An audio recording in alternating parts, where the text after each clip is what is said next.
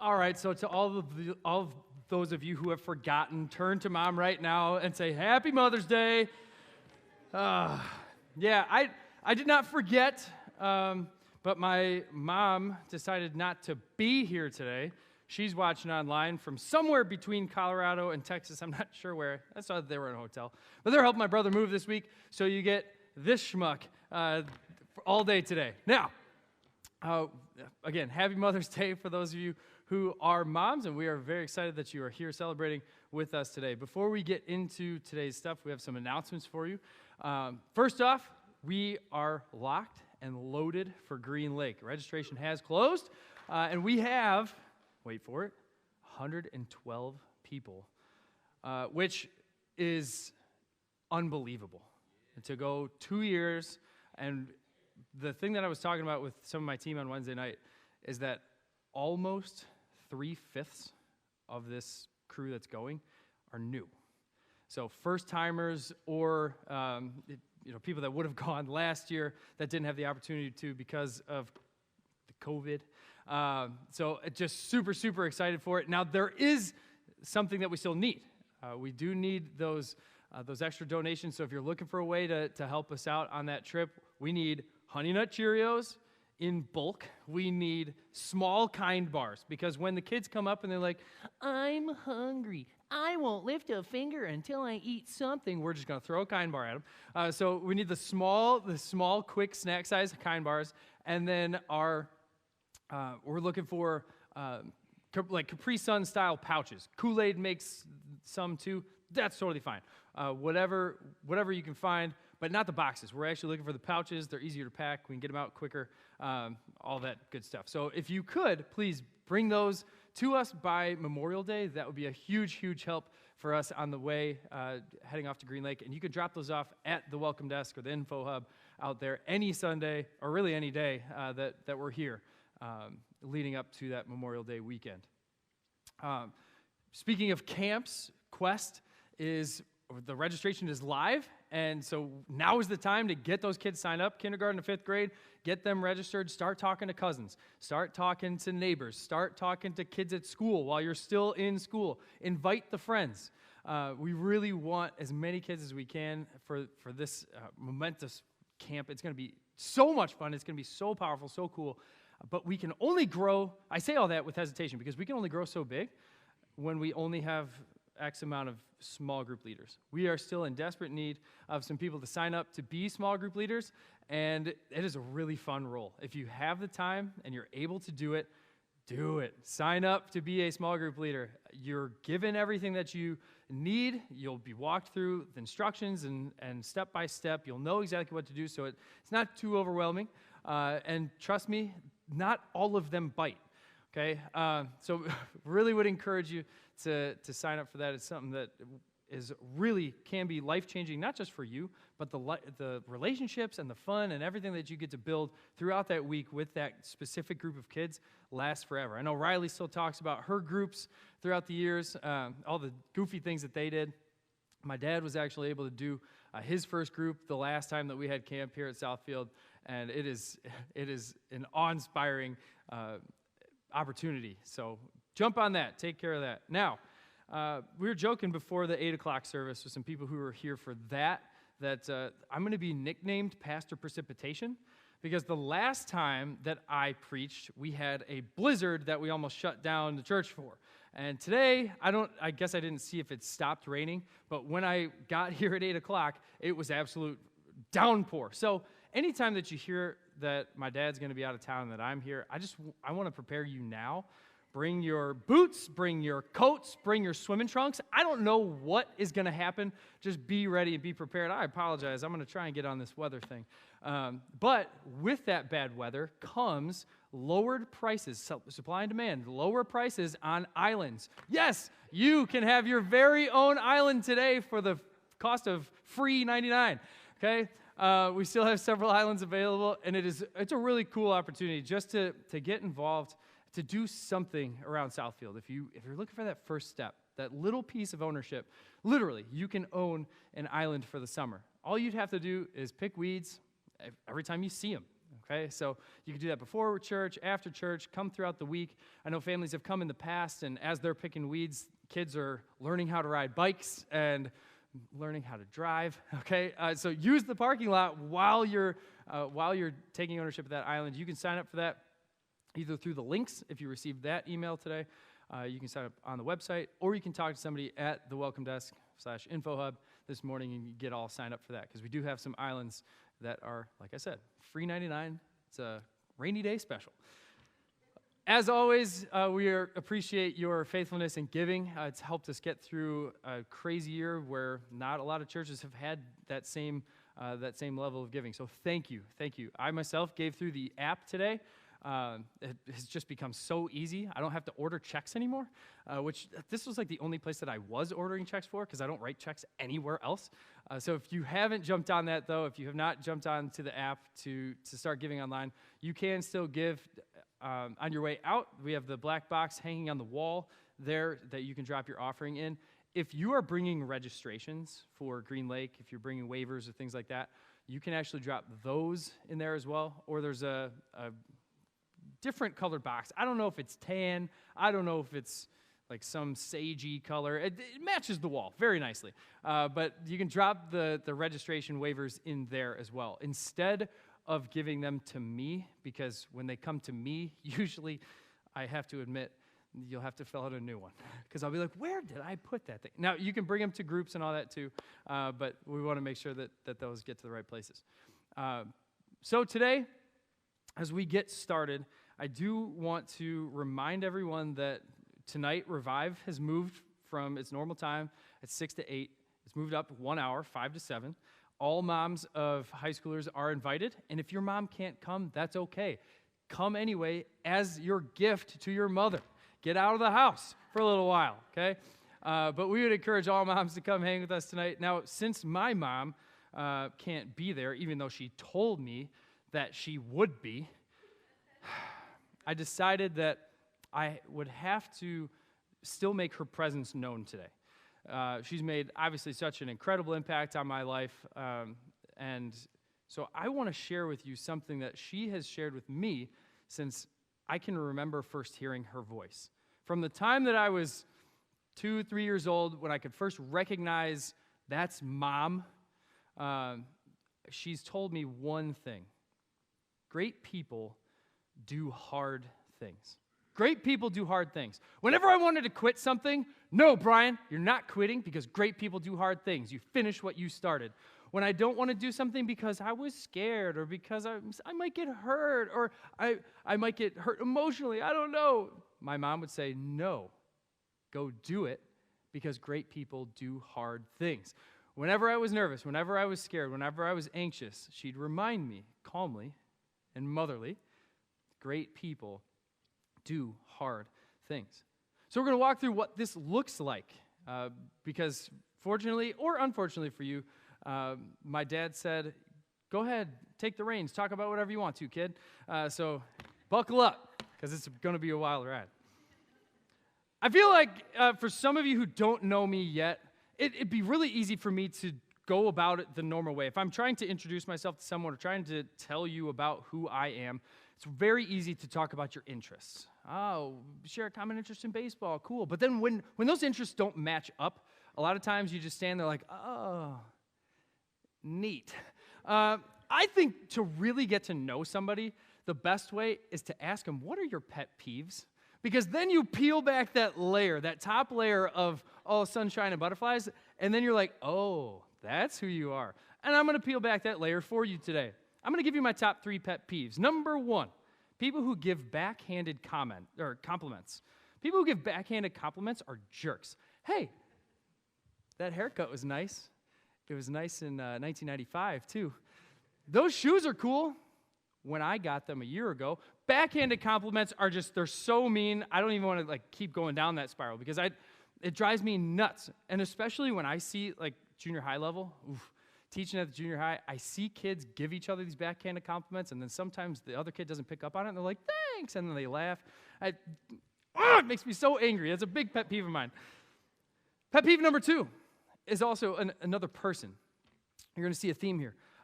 This person is the person who, when you're pulling, like, for example, onto I-55 off of Route 6, and the light is green, which green means go, they sit and wait to turn left because the left arrow isn't telling them that it's okay to turn left. It's just like that in-between space. So, like, you can still turn left when it's safe, but these people choose to come right up to the line. And instead of getting into the intersection, they sit and they wait.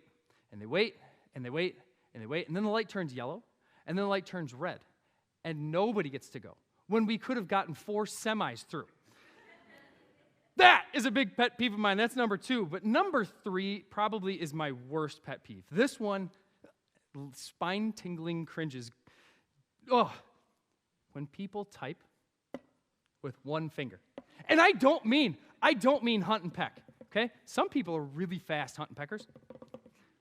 I'm talking the one-finger typist. I had this experience yesterday. I went to Allsip Nursery. Now, I love the place, okay? But I just recently became a rewards member. I don't know what that means, because they said it was free and I'll get something in the mail. But I was like, yeah, sure, sweet. I like plants. So they signed me up, and they had to look up my information yesterday, because it was the first time since signing up that I was in the system. And so this lovely person said, what's your name and your phone number? Because I need both of those. And I said it, and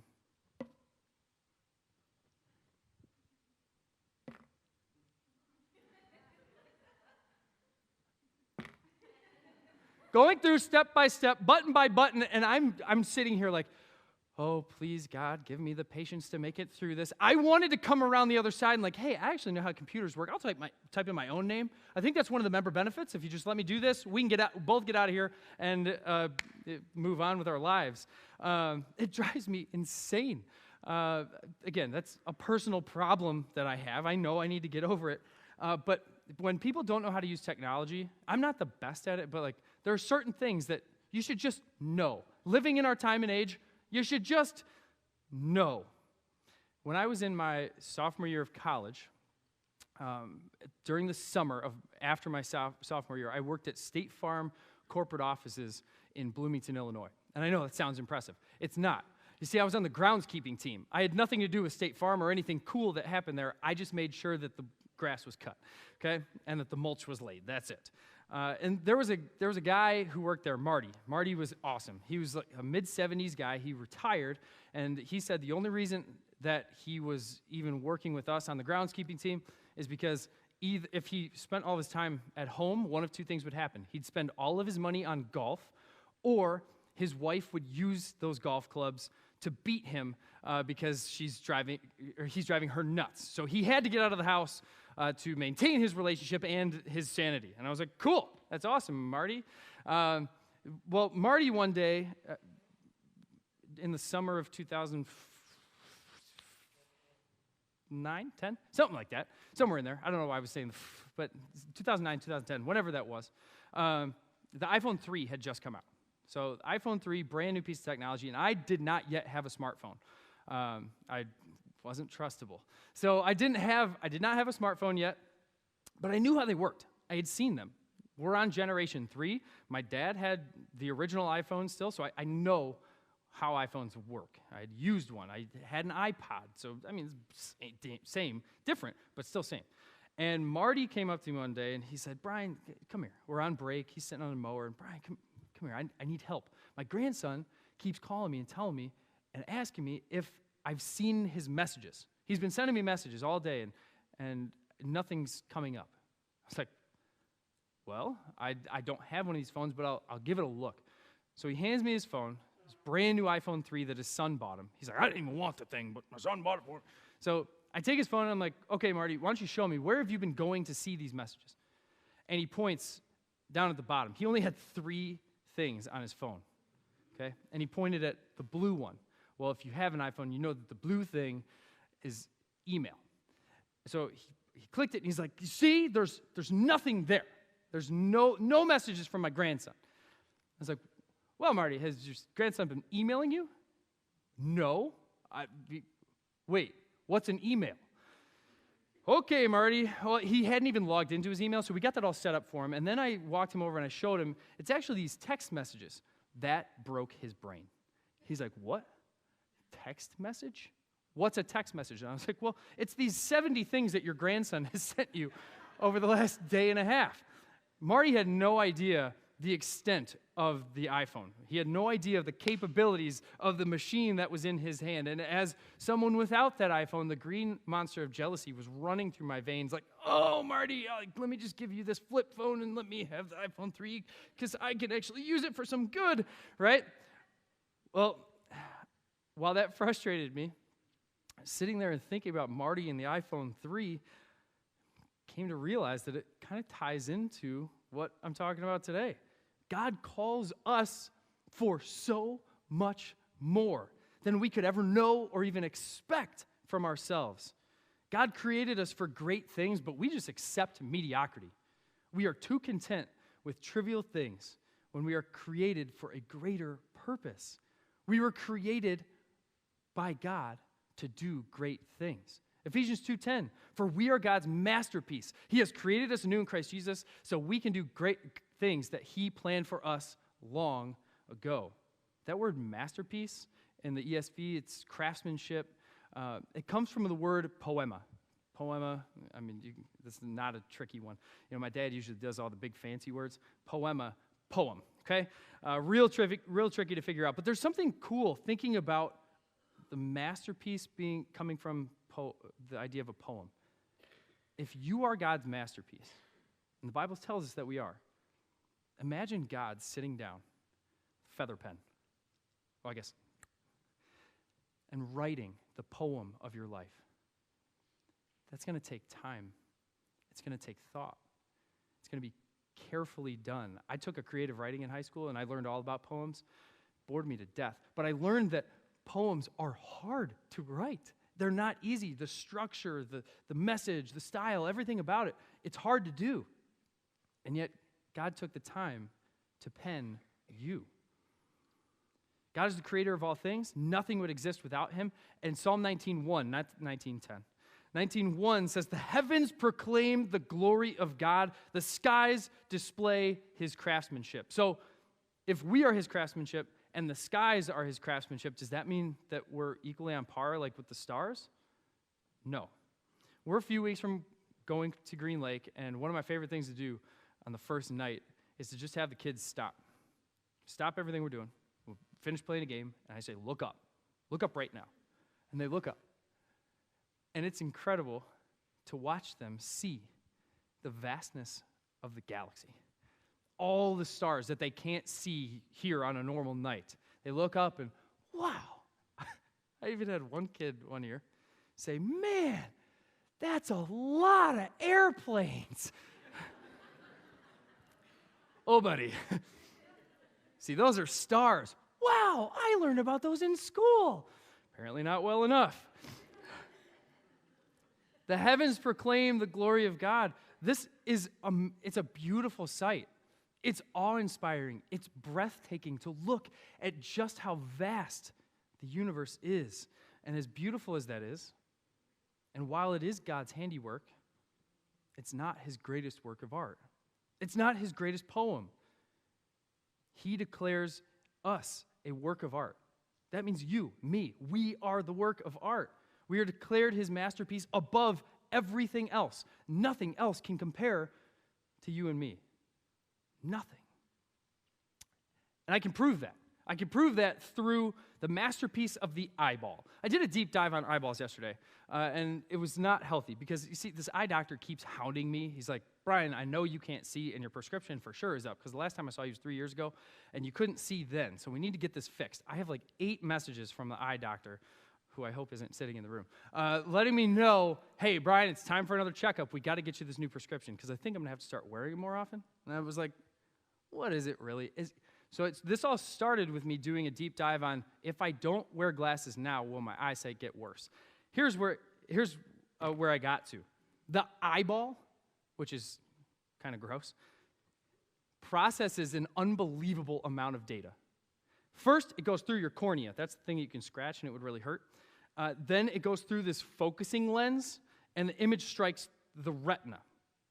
The retina then fires off 125 million nerve endings simultaneously. 125 million nerve endings. What?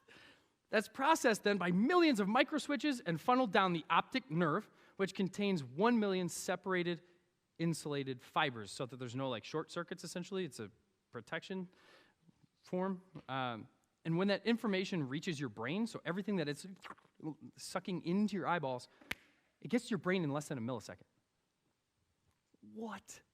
I can barely make like a popsicle stick launcher that can send a marble a foot. And yet God has designed our eyeballs to process millions of pieces of information in less than a millisecond. We are his masterpiece. There is nothing as complex as we are.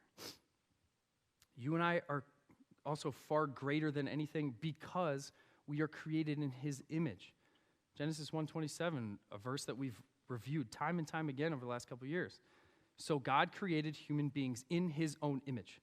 In the image of God, he created them. Male and female, he created them. Being created in the image of God means that you and I have more inherent value and dignity than anything else that God created. When God created humans, he literally said, this is the one thing that I want my image stamped on. This is the one thing that I will use to represent myself on earth. So, let me pause. I need you to know, before we really get into the meat of this, you have value. You have worth. And that is assigned to you by God who designed you perfectly, who designed you the way that he wanted to. He has imprinted his image on you, and that is what makes you significant. That is what gives you your worth and your value. When the rest of the world doesn't see it, or they try and assign you value in another way, they're wrong. They're wrong. Remember that God has chosen you to be his masterpiece and his reflection in the world. You and I are his masterpiece for two reasons. First, because we were created in the image of God, but second, because of what Jesus did for us. So, Ephesians chapter 2 starts off pretty tough. If you get into Ephesians chapter 2, the first couple verses, basically, it's a lot of self-loathing. We really screwed this up as humans. God designed this perfect place for us, and whew, boy, we messed it up. We're supposed to be like perfect mirrors that God's reflection is shining off of, and we've basically taken rocks and smashed those mirrors, and we were like little like first or second graders with handfuls of mud looking at a perfect mirror and then looking like, can I throw it? Can I throw it? Can I throw it? And God says, no, don't do it. And then we throw the mud at the mirror anyway and shatter it and make it all messy and muddy. That's how Ephesians chapter 2 starts. Not word for it. But in verse 4, the tone changes. Our attention is turned straight to heaven. And it talks about how God loved us so much that in spite of us messing up that mirror, breaking the perfect image that he had for us, that we can be made new in him. He raised us to a new life. Verses 8 and 9 tell us that God saved you by his grace when you believed. And you can't take credit for this. It's a gift from God. Salvation is not a reward for the good things we've done, so none of us can boast about it. This passage sets up how we are a masterpiece. We're a masterpiece not because of the awesome things that we do from time to time, but because of the awesome thing that he's done for us. Jesus died so we can be restored, so that mirror can be put back together piece by piece, and that mirror then can be a perfect reflection of God and glorify him on earth. If you're a believer in Jesus today, you can rest in knowing that you don't have to earn that. God's already given it to you. You have to accept it. But that leaves us with the question, what do we do with that? Okay, great. So I'm a masterpiece. So God has given me this restoration. Whatever. To this point in the service, it's felt like we've just received a handful of compliments. A compliment is what many of you may know as a compliment from mom. My mom is an over-complimenter. What she does, every time we do something little, it could be completely insignificant in the eyes of anybody else in the room, but she'll come over and, wow, that was so amazing. The way that you did it, it was so touching. And, oh, wow, thank you for doing this. Mom, I just put the dishes away. I know, but I didn't have to ask. And she starts crying. And compliments annoy the daylights out of me. I roll my eyes and, Mom, stop it. I always did better with the coaches, like Kevin Gummerson at the high school, who said, hey, buddy, you stink. Here's how you get better. I'm like, okay, coach. Compliments for me, I was like, Come on, tell me how I can improve. Compliments did nothing for me, but they should. They should. Because there are a couple things that we need to do first when it comes to God's compliments. First, we have to believe it. No, really, believe it. You are a masterpiece. You have worth. You have value only assigned to you by God himself. When I roll my eyes at my mom, when she gives me a compliment, I steal the thunder from her. I say, yeah, that's nice, but I don't want it. Or, yeah, that's nice, but I don't need it. Or, yeah, that's nice, but that doesn't help me. You can't steal that from God. For many of us, we struggle to believe that we are a masterpiece because of the things that we've done in our past.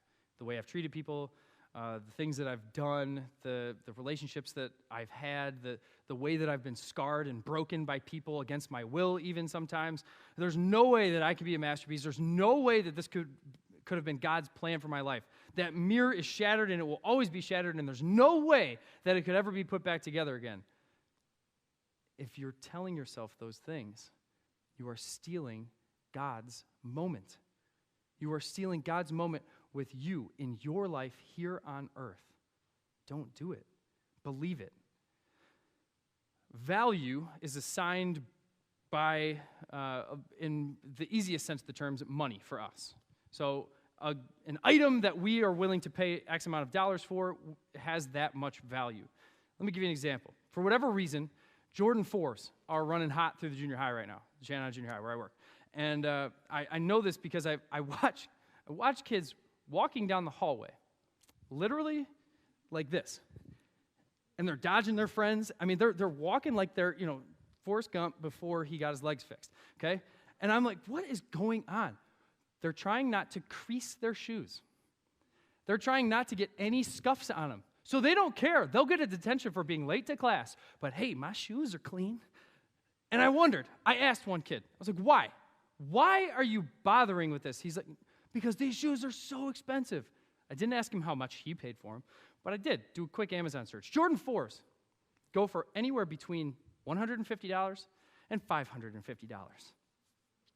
So that means you have 7th and 8th grade kids walking through the hallways of Shanahan Junior High like Bambi learning how to walk in $300 shoes. These kids are walking carefully with their shoes because they know that they're expensive. They have value, so they do everything that they can to protect it. Here's the heartbreaking news. Those shoes cost $16 to make. Anyway, God has made you. You are his masterpiece. And what is he willing to pay for you? No amount of money. He was willing to give up his son. He paid for you. His masterpiece that he made, he paid for you to be rebought from your sin with the blood of his son. So what's the cost of his workmanship? What's the cost of his masterpiece? Literally, the life of Jesus. Believe that you are a masterpiece designed by God. The second thing we need to do is reflect it. So we talked about the mirror already, and again, God's going to work to wipe off the mess, put the pieces back together, but then it's on us to be that reflection of him in the world.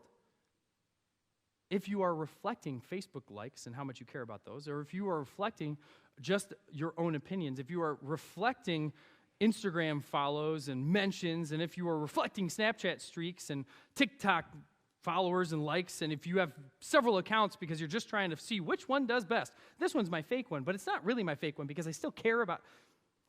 If you are assigning more value there than you are to your relationship with God, you've got it all backwards. You are more valuable than whatever your coworker, your jealous coworker has said about you behind your back to try and get ahead. You are worth more than what any boss or company has assigned you. You are worth more than any value that they have said, this is what you're worth in X amount of dollars or X amount of hours. You're worth more than that.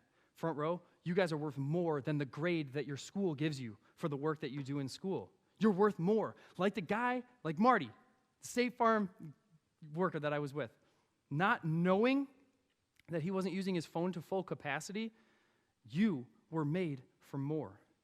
You're made for more than the world has to offer. You're made for greatness. Does greatness mean world-changing? Your name's going to be remembered forever? Not necessarily. You can do great things right here in Channahon, Illinois. But here's the problem. Your life cannot reflect God's greatness if you hide in the shadows of comfort. When I was in college, we were on a semester system. I know a lot of people work in trimesters, but that means years broken down into 2 parts. And then those semesters are then broken down into 2 parts, usually. So you have the midterm and the final. Midterms and finals, for those of us who have been through them, are nightmarish. I mean, they are worse than any horror movie you could ever watch. Because you know that literally your grade is riding on this, your ability to move on in the program or graduate, it's all riding on these stupid tests. And some professors are so mean that they don't even give you a study guide. So you walk into these weeks and you're like, oh boy. So midterm, you have to, from day 1 up until the halfway point of the year, you just basically have to regurgitate everything that you've learned to that point. The final, it would make sense and it would be kind if the teacher was just like, yeah, we're going to take it from the midterm to now. But no, they say, no, whole year, the whole semester, tell me everything you know. It's so stressful. The first year that I was at U of I, because those were the really hard finals, I spent nights, sleepless nights, staying up, drinking Monster. It's where I started to fall in love with coffee, trying to make sure that I did well enough on these tests that I passed the class. And when I got to my junior year, I knew, I caught a groove. It's like, okay, there's laws of diminishing return, and when I study too long, I actually do worse on the test. So I'm gonna break it up. I'm gonna break up the stress, and I was like, I got a handle on this. So my junior year, I'll never forget it. First semester, I decided that I was gonna work hard on my finals, and then throughout the week, whenever I needed a break, I was literally gonna go do something completely different. So I went and played basketball at Cersei or ARC or one of our rec centers, and I'd play for hours just to get my mind off of my work, and then I'd go back to it. So Thursday comes, and I'm set. My finals are done. I can go home. Luckily, I checked my email one last time because I saw an email from one of my other professors who I thought it was weird that we didn't have a final. And he said, don't forget, guys, your papers are due by noon tomorrow. Paper? What? And I went back and looked at the syllabus. I was like, this is not on. Oh, there it is, right there. So I spent the entire night writing this paper in hopes that I didn't go into some delirious dream rant while I was typing and sleeping, probably with one finger. Okay? Now, all that to say, the stress of finals week, it all came down to passing the test, getting done what I needed to do so that I could be viewed as valuable in the eyes of the school. Yes, you did well enough, move on. Yes, you did well enough, good job, here's your grade, now continue in your program. That stress is unlike any stress that I've ever felt consistently like that. But that still wasn't a real test. And I know you engineering students are like, yeah, it's because you're a liberal arts loser. No. Those aren't real tests.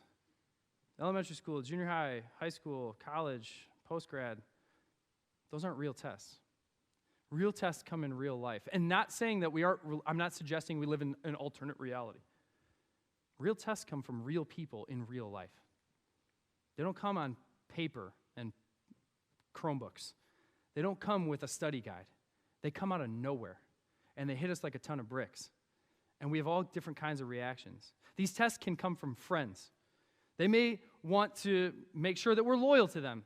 So they tell us a piece of information, and they're like, hold on to this before we tell everyone else. And you're like, what? That's a huge piece of information. And you struggle to hold that in because you know you should tell someone else. These tests may come from your family. Are you going to be loyal and supportive no matter what the cost? Even if it means you have to compromise your beliefs? We're family, blood over everything, right? Sometimes, even though we don't like to admit it, God may be putting us to a test. Now, tests are different than tempting. God will not tempt us, but he will test us.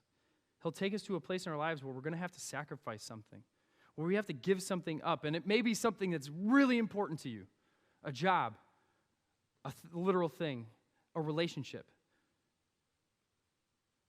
but God recognizes that it's taking you away from him. So he'll test you. Are you willing to give this up to remain with me? Sometimes in those moments when it hits us, we don't know how to respond. All these tests come when we aren't ready for it, when we haven't done the study guide or anything like that. But the good news is that tests from God can result in a testimony for God. Tests from God can result in a testimony for God. The idea that God tests his children is seen clearly throughout Scripture, especially Old Testament. We see it time and time and time again. It's not something that we just make up. Oh, God's really testing me right now. He's testing my patience. No. We see it, literally. Again, testing, different than temptation. If we go to Genesis chapter 22, we see the later stages of Abraham's life. Abraham, one of the biblical stalwarts, he's already failed a couple tests, but he's on the way back. He has just had a son. In Genesis 17, he has a son, Isaac, a son that he's been waiting literally all of his life for. This son was going to be tested. Starts. Sometime later, God tested Abraham's faith. So there, we get God tested Abraham. Abraham, God called. Yes, he replied, here I am. Take your son, your only son, yes, Isaac, whom you love so much. Go to the land of Moriah. Go and sacrifice him as a burnt offering on one of the mountains, which I will show you. Give that a little time to set in. Isaac was the son that God had promised to Abraham for so long, and he finally had him. He finally had him. And now he's saying, sacrifice him? In this moment, God is testing Abraham's obedience. What would Abraham do? God wanted to see, would Abraham do what he's told no matter what? There's no scriptural evidence to show that Abraham ever even doubted the decision. He never doubted that God had the authority to test him. He never doubted that this was the right or wrong thing. Instead, we see this. The next morning, Abraham got up early. He got all the supplies together, and he went to Moriah. No questions asked. No second guessing. No asking for extra help. Hey, this God guy, he told me to do this. Should I trust him? No. And imagine how Abraham's feeling in this moment. He has to be, like, even though we don't have scriptural evidence for it, he has to be overwhelmed. What? My only son? Really? That's the only thing that I have. That's my kid. And God, you're going to make me, you just gave him to me. Now you're going to make me sacrifice him back to you?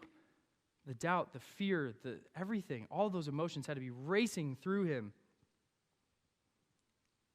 And yet, in verse 5, we see Abraham goes through. He tells the servants, stay here with the donkey. Isaac and I, we're going to go do this sacrifice. And Isaac realizes it. Dad, we've got the wood. We've got the rocks. Where's the lamb for the sacrifice piece of this? What are we burning to God?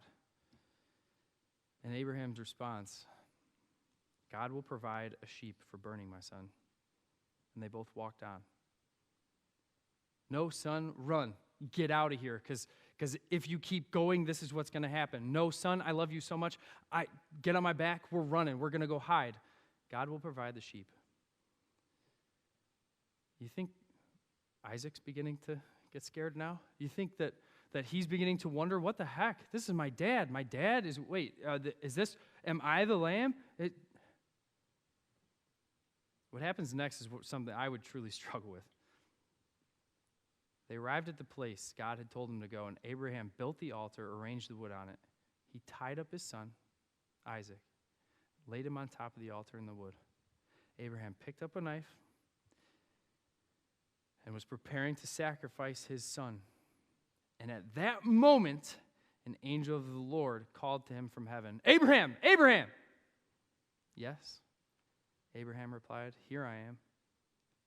exactly the same response as we get at the start of the story. God calls to Abraham, yes, here I am. In this moment where he's about to sacrifice his son as he was told to do, which seemed crazy, I'm sure, to him at the time. Yes, here I am. They're stopped. Or he's stopped. Don't lay a hand on the boy. Don't hurt him in any way. For I know that you truly fear God. God tested Abraham's faith. Will you be obedient to me? Will you trust me? And ultimately, God came through. He said, no, you don't need to sacrifice your son. The story ends with them offering a ram that they were able to find. But the story doesn't stop there. God was testing Abraham's priorities. Are you going to prioritize your wants, your needs, your son? Or are you going to prioritize what I say? Are you going to go for me? Remember that a test from God can lead to a testimony for God. So when we receive a test from God, there's 3 things that we can do, like Abraham did. We can be prepared for the testing. How do we prepare for testing? Even if we don't have a study guide, if we don't know exactly what's coming our way, we've been given the textbook. We've been given the manual. Read, know, understand. We've been given a communication line straight to the professor. We can talk to him anytime we want. It can be short, it can be quick, it can be long. It can be happy, it can be sad. It can be night, it can be day. It doesn't matter. That communication, his office hours are always open. We can talk to him whenever we need. And then we have the class. We have the community of believers that we need to be going to help prepare for the test. Secondly, we need to be patient during the testing. Testing takes a while sometimes. It's not always, okay, you have 30 minutes and go. Sometimes this test could last a year. This test could last 5 years. It could last a decade. It may last a lifetime. I don't know, because I don't know God's plans for you. But what I do know is that being patient through the test is how you can get to the end.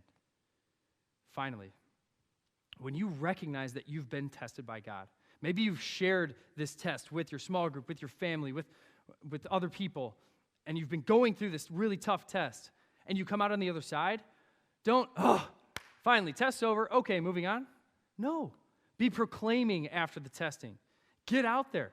Think about Abraham. Think about the relief that he had to have when that arm was stopped and he was able to drop the knife and, my son, I get to keep him. My God, I honored him. I was obedient and he stopped what was to happen. Proclaim it. We have no problem proclaiming what we eat. We have no problem proclaiming that we memorize the dance. We have no problem proclaiming that we're on vacation. Why, then, is it so tough for us to proclaim when we're struggling in a test and we need help? Or that we're being tested? Or that we've come out on the other side and we've honored God, and to Him we owe the glory? Look at the world we live in. You can share anything instantly. Anything. And we always use it's on the internet forever as a threat. Use that as an encouragement. Share the test that you've been through. Share how God has been faithful to you throughout all of it. While you may not realize it either, your testimony can be life-changing for a friend. They may not drop to their knees in a moment. Wow, that's great. I want to follow that God. Might be years. Might be decades. Might not be until their deathbed. But you sharing it, that testimony matters. Your test from God can lead to a testimony for God. Great people do hard things. Some of the great people in the Bible, if you go to Hebrews chapter 11, it's called the Hall of Faith. Now, I'm a big baseball fan. Hall of Fame, awesome thing. Okay, I love the Hall of Fame. But not everybody gets there. There are a lot of really, really great players that don't make the Hall of Fame. The Hall of Fame is for the elite of the elite, the best pitchers, the best hitters, the best players, the best coaches, the best announcers, the best ever. They're assigned values and voted on, and not everyone makes it. You get several tries at getting in, and not everybody does. So if we have a Hall of Faith, the people that we're supposed to aspire to be like, if we're looking at these are the stalwarts of biblical faith, then what are we to do? What example should we be taking from them? How are these people great? Why are they great? If you go to Hebrews chapter 11 and you read it, it won't take very long, but you'll see this. Every time we bring up someone new, it says it was by faith that Abel brought a more acceptable offering to God than Cain did. It was by faith that Enoch was taken up to heaven without dying. It was by faith that Noah built a large boat to save his family from the flood. It was by faith that Abraham obeyed God when God called him to leave his home and go to another land. It was by faith, it was by faith, it was by faith, it was by faith. Time and time again, it was by faith. Were these people perfect? No. Abraham couldn't be patient. Sarah, ditto. Moses didn't get to go to the promised land because of his sin. Rahab, prostitute. David, he's got a rap sheet. Does this mean that because they're broken, they can't be great for God? No. In fact, in their brokenness is how they were great for God. By faith, by realizing that they were God's masterpiece and that they were meant for more, these people, this hall of faith, did hard things. Living by faith is a hard thing to do, but great people do hard things. We're going to enter into communion now. And what I want to encourage you to do is to spend some time thinking about your faith. God designed you to be great and to do great things. That does not mean the biggest thing or start the biggest company or help the most people. What that does mean is that he's calling you to do more than you're doing right now. Whether that's sign up to lead a small group at camp, or get involved in a serving team around here, or just have a conversation with somebody. Look up from your phone and have a conversation with somebody. God's calling you to more. He's using me to challenge you to reach out and go for more, to do something great, and that's hard. Ask God to break you. Ask God during this time of communion to be willing to live up to the cost that he paid for your life. Don't waste the shot.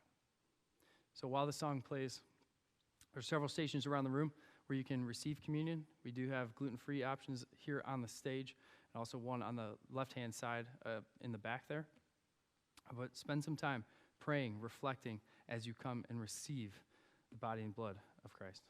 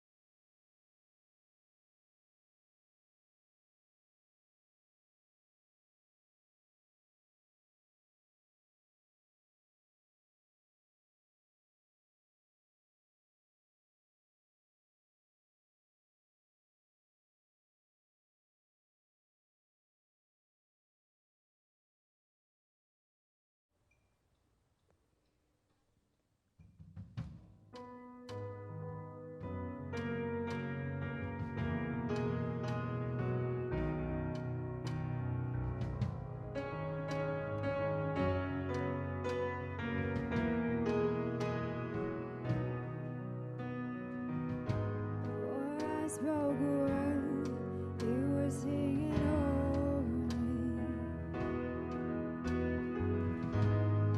You have been so good to me. Before I took a breath, you breathed your life in me. You have been so kind to me.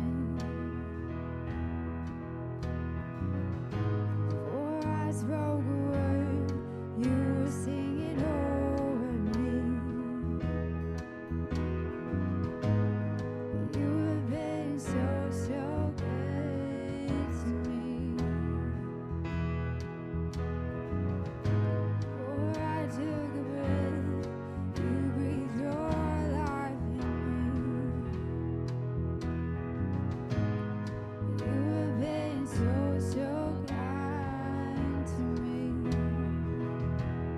And the overwhelming, never-ending, reckless love of God, oh, it chases me down, finds till I'm found, leaves a 99.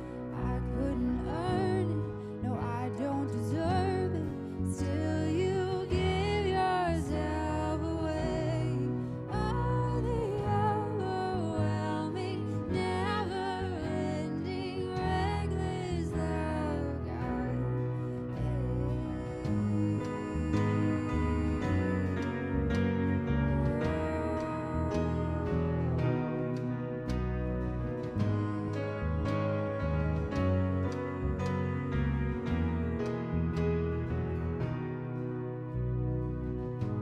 When I was your foe, still your love fought for me.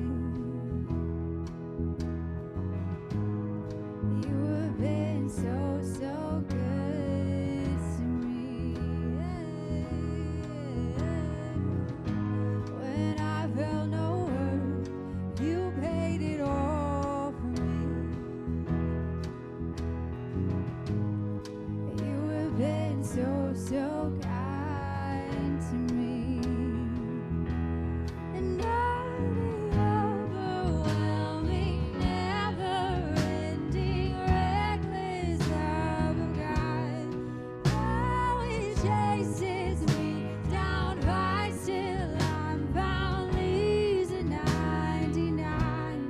I couldn't earn it, no, I don't deserve it. Still, you give yourself away.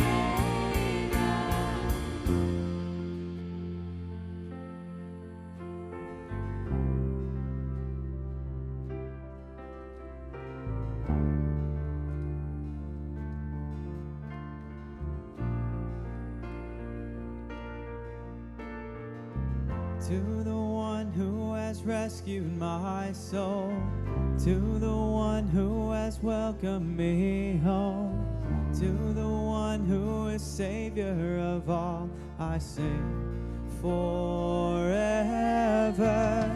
To the one who has rescued my soul, to the one who has welcomed me home, to the one who is Savior of all, I sing forever.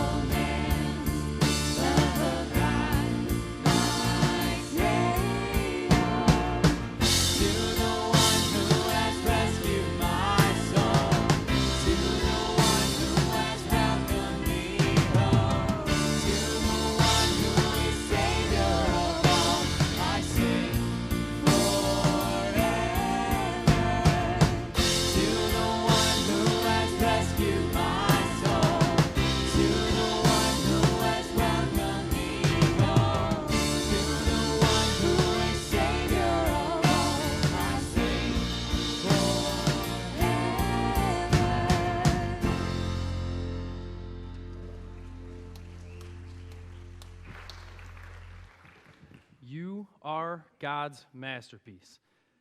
No one else can tell you how much you're worth or how much value you have. Only God, because He is the creator of the masterpiece. Live into that.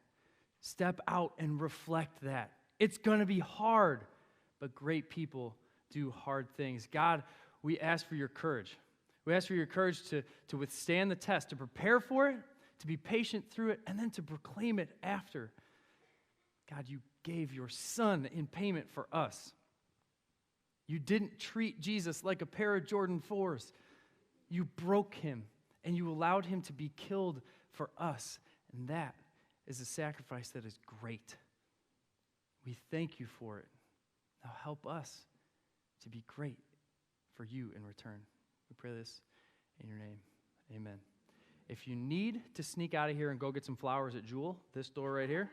But for the rest of you, you can just turn to Mom and say, hey, your gift is coming with me to Revive tonight, 5 to 7. We'll see you. Happy Mother's Day.